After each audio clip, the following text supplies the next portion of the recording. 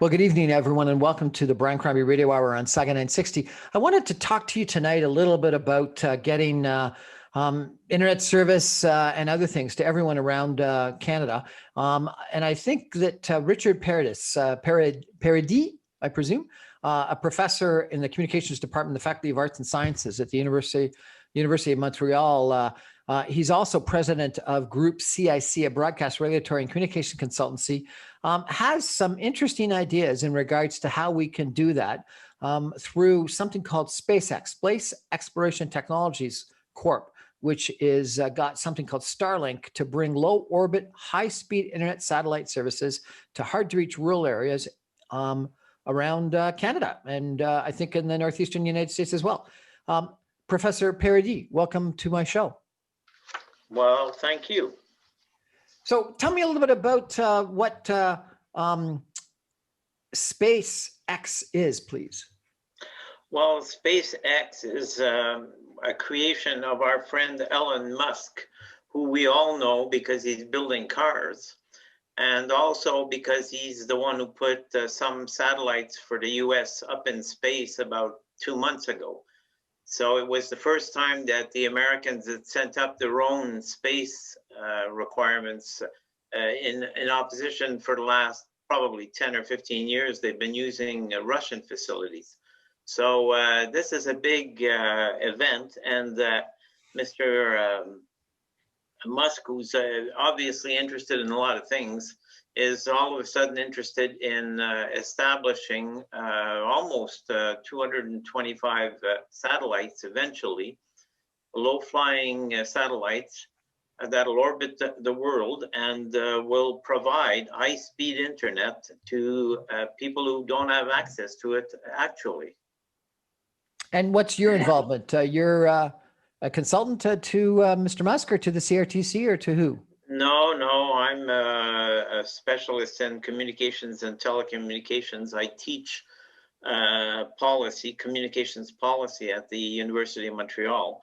And I just keep an eye on things like this because it's obviously, in particular, this application which was put into the CRTC here in Canada is a very important development because there's 40% of Canadians that right now don't have access to high-speed internet.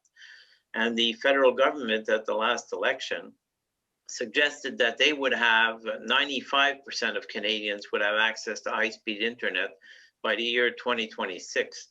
So we're going to be waiting a long time for our government to look after giving us high-speed internet in certain regions of Canada. So SpaceX comes along and says, oh, well, I'm interested in doing this kind of thing. So he came and got a license from our regulatory agency, which is the CRTC. And now he can go ahead and offer the service in certain areas of Canada, in particular, the rural and northern areas of the country. And how many satellites is he going to deploy? Well, just for North America, he needs 800 satellites. So he's got to start, he's starting there. And then he expects to go up to over 200 probably in the next 2 or 3 years. And he's going to have satellites around the world. So he's going to offer his services of high-speed internet to all kinds of people all over the place in all countries who don't necessarily have the technology to do it.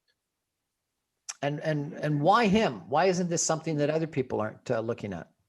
Well, because he's kind of the guy who tries things that nobody else wants to try to do, and he can get the money he needs to be able to do it. Because obviously this is going to be a fairly expensive venture. But see, he's planning on, let's say 40% of Canadians don't have access to high-speed internet. And we all know it's very important for you to have high-speed internet in a business sense, and also from a social point of view. High-speed internet is almost becoming an obligation in terms of public service. So he's looking at this, and he's obviously looking at this in terms of making money. Because if he only got half of the 40% of Canadians that don't have service buying his service at $100 a month, we're looking at about $250 million of revenue a month just to offer service to half of 40% of Canadians that don't have access to the service. So it's got a potential for somebody who invests to make quite a bit of money. And at the same time, it's kind of responding to a need, because we all know that if we don't have high-speed internet and we live somewhere in one of the outer regions of the urban areas, I mean, apparently 30 kilometers north of Toronto, you can't get high-speed internet. So if you're a business person and particularly in these circumstances where we're all sort of locked down in our homes, can you imagine how important high-speed internet is? Well, and put the education is another need. Well, education, economy, society, high-speed internet has an importance in all those areas. We're going to take a break for a message and come back more with this interesting discussion about high-speed internet through a whole bunch of satellites around the world with Professor Paradis, Richard Paradis from the University of Montreal. Let's take just a minute break and come back in just a second. Well, welcome back to the Brian Crombie Radio Hour Saga 960. We're chatting tonight with Professor Richard Paradis, who is a professor in the Communications Department, the Faculty of Arts and Science at the University of Montreal.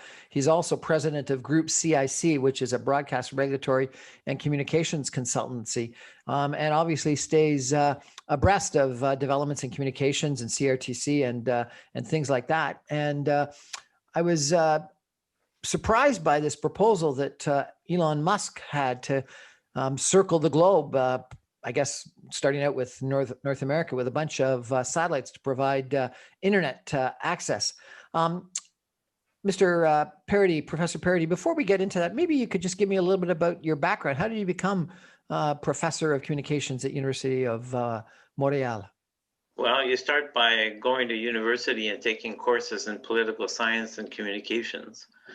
And then you come out of there and you go on to work at the CRTC, which is the Canadian Radio, Television and Telecommunications Commission, where we make the policies and the rules for broadcasting and telecommunications.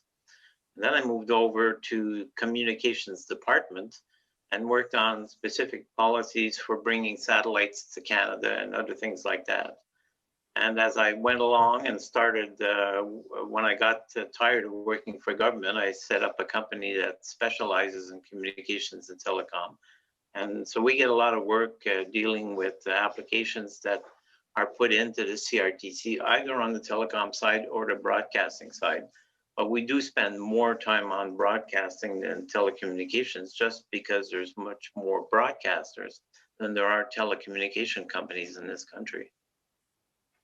And so let's talk about how most people get the internet access. So in an urban environment, most people are getting their internet access through Bell or cable companies. Is that correct? Yeah, cable companies, and Bell being a cable company now. And so in rural locations that do have internet access, you're saying 40% of Canadians don't have high-speed internet access. How are they getting their access? Through dial-up still, or what?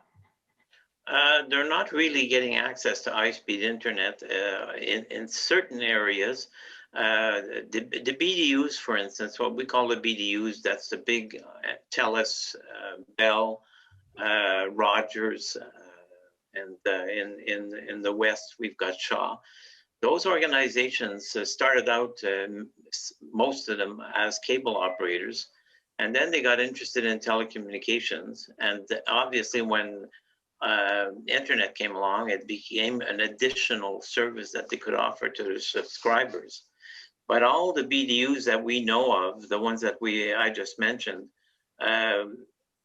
based their business case on the fact that they're in urban areas where there's a high density of households, so they can make a living out of selling the services to houses that are one next to the other. The federal government has been trying for the last 10 years to set up high-speed internet in rural areas.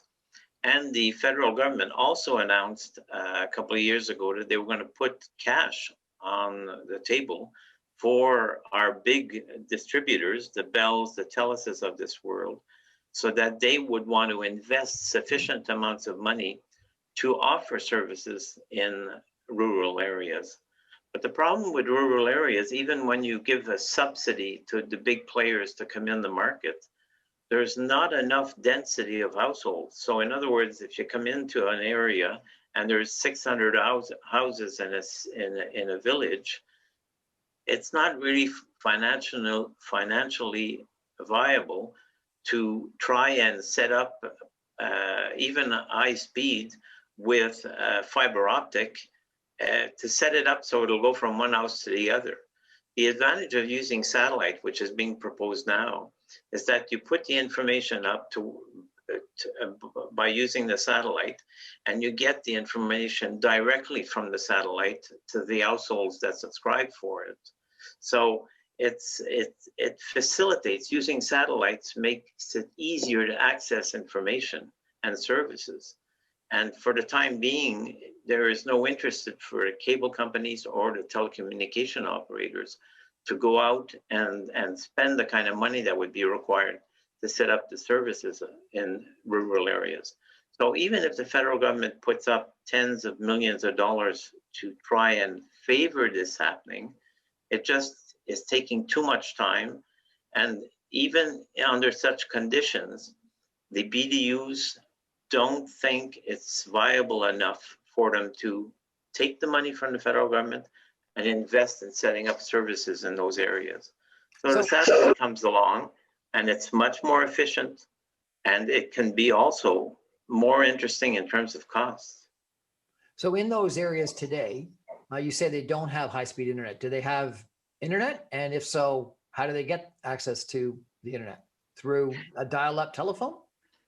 Well, some villages or communities set up co-ops, and they actually cable areas of a certain number of households in their area where they set themselves up. In other words, it's easier if there's let's say there's 200 homes in some village or city, and if you can get as a co-op sufficient funding to set up your own system, you can set up a cable system, and with your cable system, you can access a satellite internet, high speed. But you've got to do it. You've got to have sufficient number of people, and you've got to financially be able to figure out how it's going to be a viable operation from an economic point of view. So the internet is therefore on a satellite, not an Elon Musk satellite, but a different satellite. But it's a satellite that needs an earthbound satellite to receive it or something? Well, most of the BDUs these days, when you watch television, for instance, and you're watching something that's happening in Vancouver or in Halifax, the signal, the information is being transmitted on a Canadian satellite. But we use those satellites to transmit information and programming. And there's very little use of it for internet. And it's also extremely expensive. What he's proposing, Elon Musk, with his service he's offering, is he's going to give you access to high-speed internet for $100 a month. Whereas now, if you're able to get high-speed internet in those areas, you're probably paying $200 to $250 a month. And, so why the difference? It's different technology. It's lower in the orbit or something?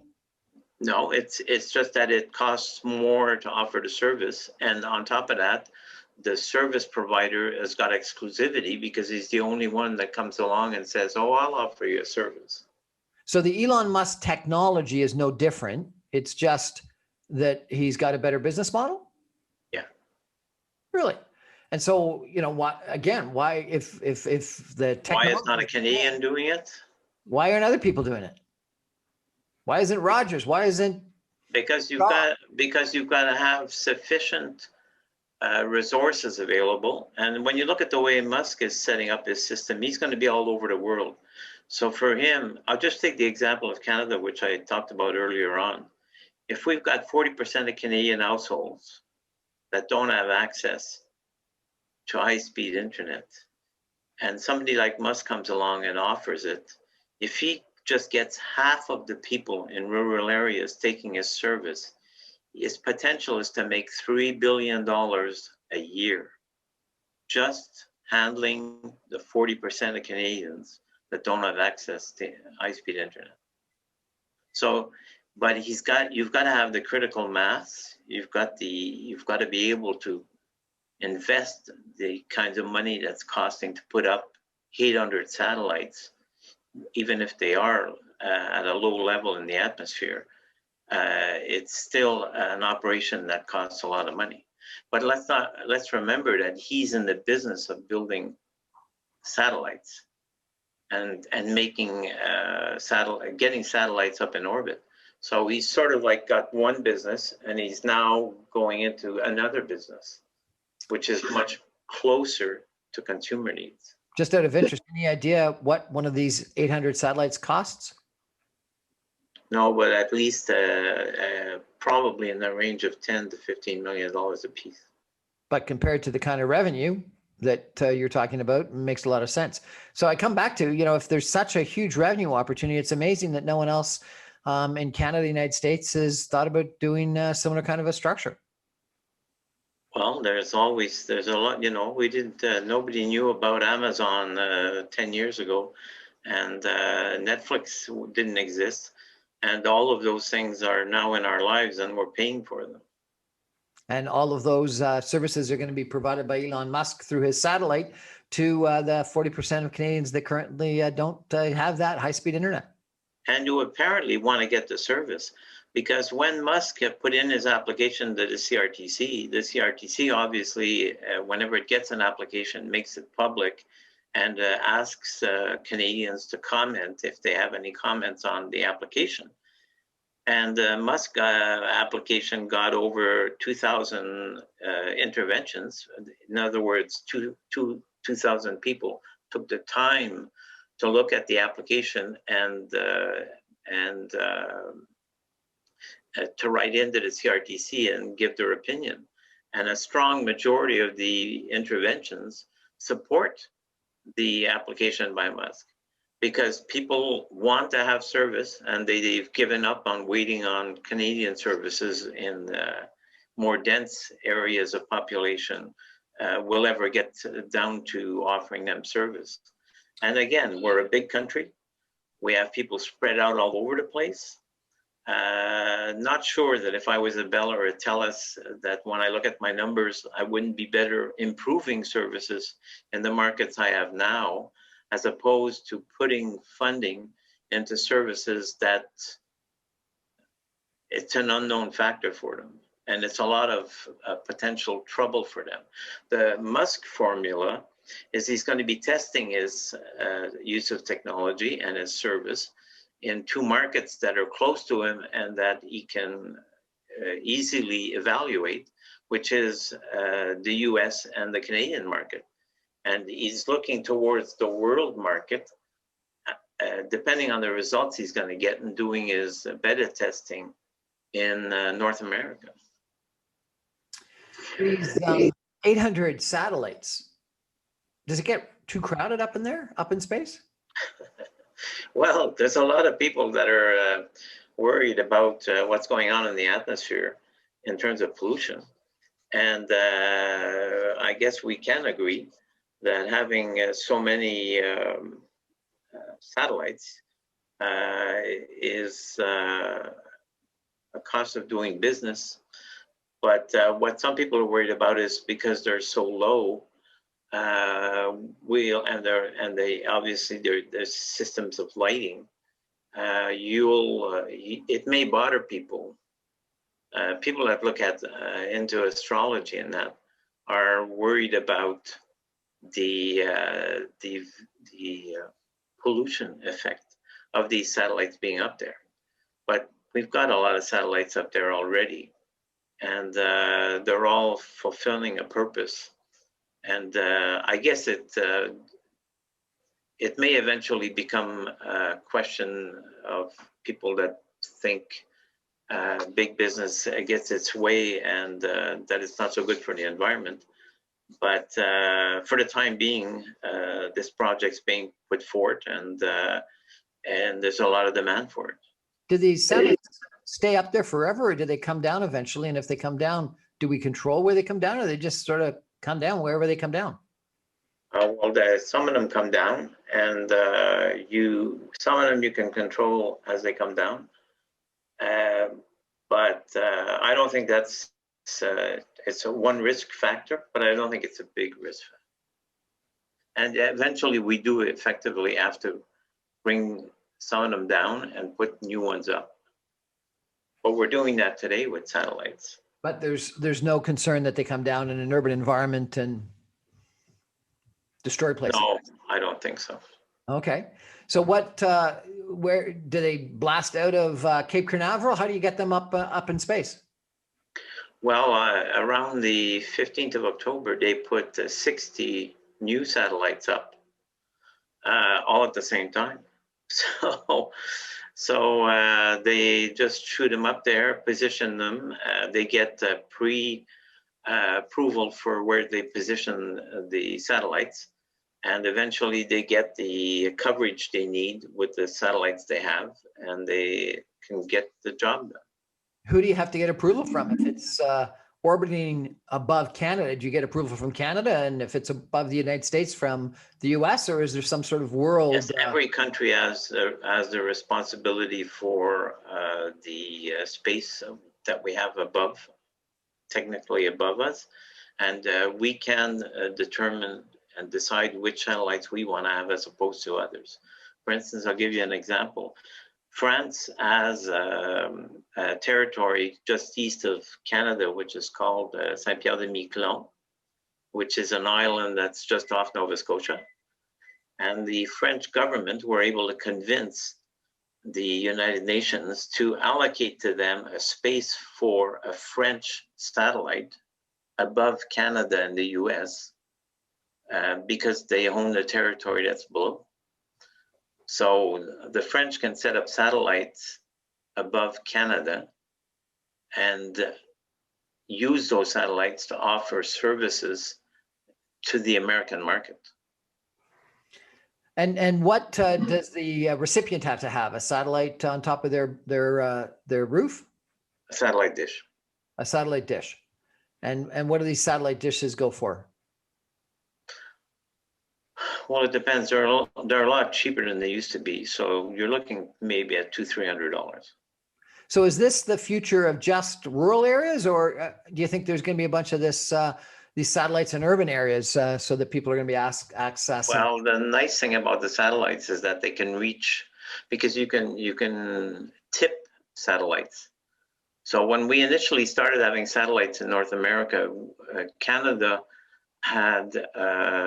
we were the first ones to develop commercial satellites, and the Americans were interested in establishing satellites for defense purposes.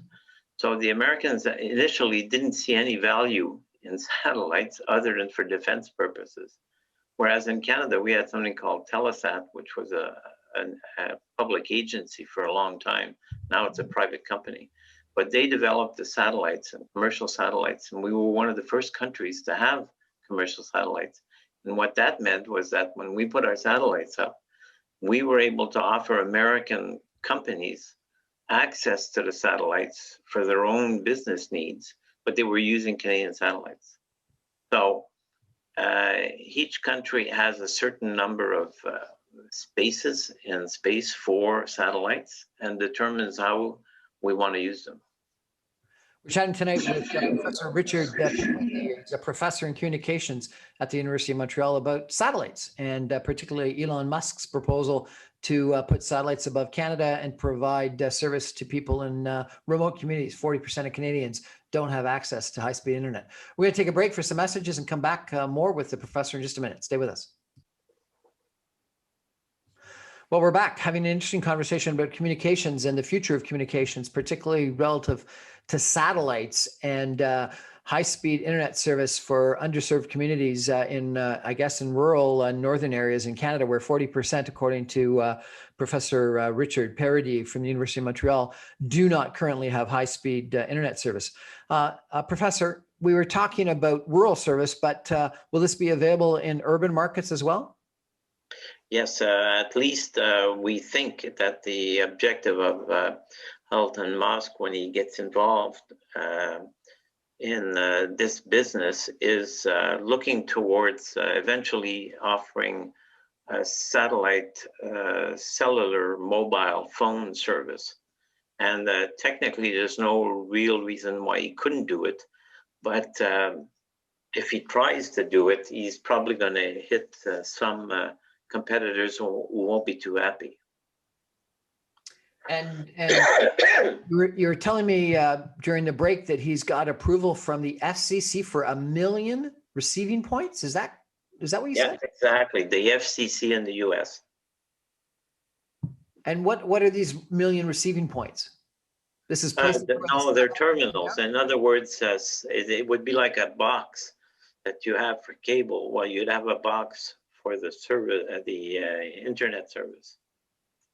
So 1 million satellite dishes, or 1 million boxes connected to satellite dishes? 1 million boxes connected to satellite dishes. Is there only one box per satellite dish, or there's more than one box per satellite dish? No, you can have more than one box, but usually the satellite dishes are aimed at a specific satellite. So you can't be playing around with the services you can go and get with your satellite dish. If you wanted to go and get satellite services from 2 different providers, you'd have to have 2 dishes. So this is going to really change things. There's going to be 1 million satellite dishes across North America, or at least in the United States, I guess, and more in Canada. No, 2,000. Sorry, 2,000? Across Canada. 2,000 satellites. Right, and 1 million satellite dishes. Yes, because you can't do it without a satellite dish. So you're going to have 2,000 satellites, and this is what, in North America or around the world? 2,000? Around the world. 2,000 satellites owned by Elon Musk around the world. In the United States, 1 million satellite dishes that receive it. Yeah, and on top of that,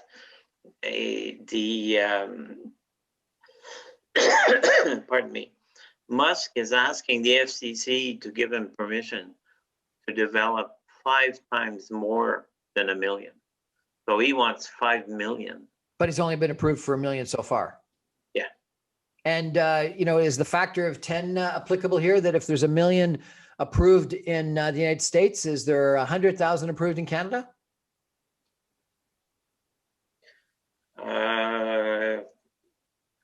Could be. Could be. So this really could be huge competition for the cable providers that are currently providing internet service, but also huge competition for the cellular providers that are providing cellular service. Is that not correct? Who are often the same people. Right.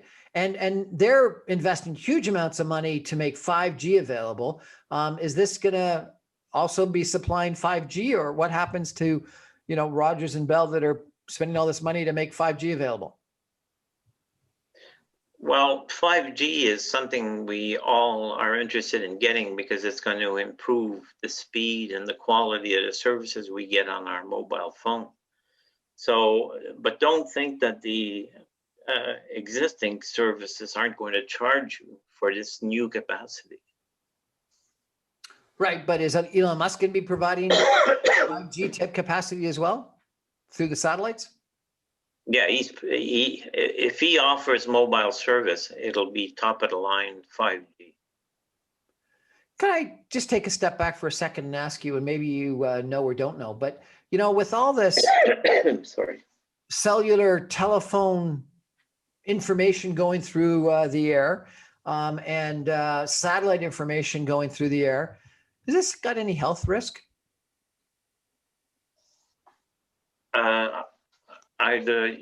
I'd say no, but again, if you were choosing where you were going to live, and you had the option to live next to a transmission tower, I'm not sure you'd want to live there. Because you think there may be some health risk?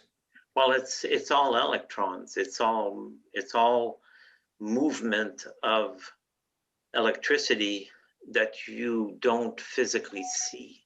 Right. That's why I'm asking. I had one physician who I would have thought would have known said, don't put the cell phone next to your ear, just talk on speakerphone. Yeah, I do that too. Because you know, or you're worried that there might be some, what, radioactive or some. Well, if you've ever noticed when you use the phone, it usually gets hot next to your ear. Yeah. So these things get to almost a boiling point. Some of them actually catch on fire. But this is just a personal point of view. So you don't know whether there's radio waves going through our brains that are creating cancer or something like that? No. Okay. Ask a physician. Always, specialist. always wondering a little bit about that. So this sounds like an incredibly interesting change in communications coming to Canada, particularly rural areas, but all of Canada in the future. Are there any other things in technology for communications that you're interested in that are going to change things for us other than Elon Musk's proposal? No, I think this is a very, very substantive proposal that's going to change a lot of things for a lot of Canadians. And the fact that this permits more equity among Canadians and as citizens, because we'll all have access to the same types of services. And it's unfair to Canadians in the South just because there's more of us, and it's economically more interesting, should have access to all these changes in technology, and that Canadians that pay taxes like everybody else that live up north don't have access to the same kind of services. And it doesn't give them, it takes away from them opportunities to take part in our economic development. Now, when I'm watching TV on my local cable channel, number one, I think there's some requirement in regards to Canadian content. And number two, whenever I'm watching a US channel, sometimes the commercials are replaced with Canadian commercials. What are going to be the regulations applied to Mr. Musk?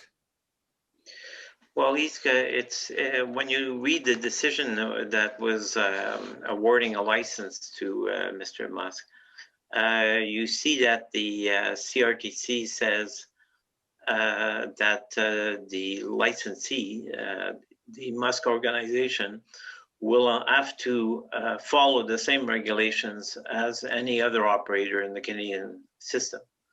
So eventually they're going to have to do something, probably required to do, in terms of contributing to the Canadian broadcasting system. Although their argument will be, well, we're spending all this money to make sure that Canadians have equal access to service. So we'll see. But normally, if you look at your cable operators, for example, they every year have to contribute 5% of their revenue to developing Canadian content, which we see on television. So there's, throughout the regulatory system in Canada, there's mechanisms that are put in place so that operators contribute to the system, and many times that is interpreted as developing Canadian content. And you probably know that the Canadian government is going to announce a new projected law, proposed legislation in the coming weeks for a new telecom and broadcasting regulation and legislation.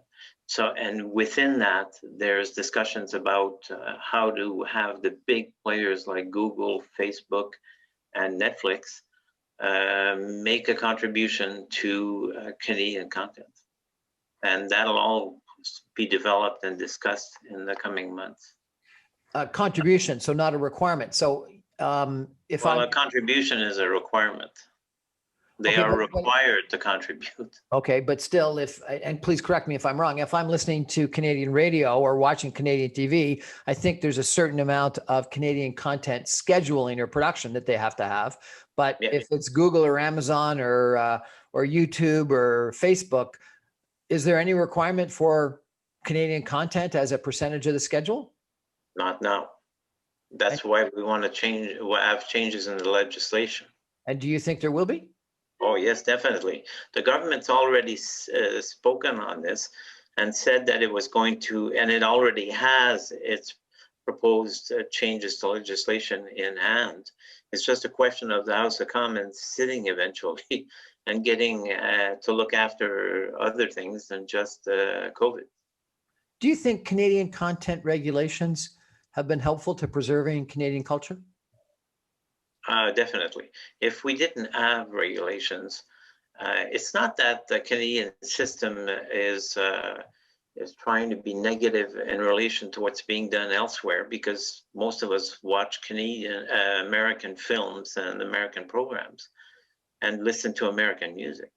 But most of the objective in the past of the federal government was to at least have some mechanism to favor the development of Canadian content in the different media, whether it's radio, television, or even now we're discussing the content in our newspapers. So there's never really going to be a problem of not having access to foreign content. But I think what the government is trying to do is to ensure that there's a minimum of Canadian content. Professor Richard Paradis, Professor of Communications in University of Montreal. Thank you so much for your views tonight on the future of communications, particularly as it applies to Elon Musk and his proposal to put up a whole bunch of satellites to serve the 40% of Canadians, you say, that don't get good rural high-speed internet access. Appreciate your time, sir. Very good. Thank you. Thank you very much. Good night, everybody.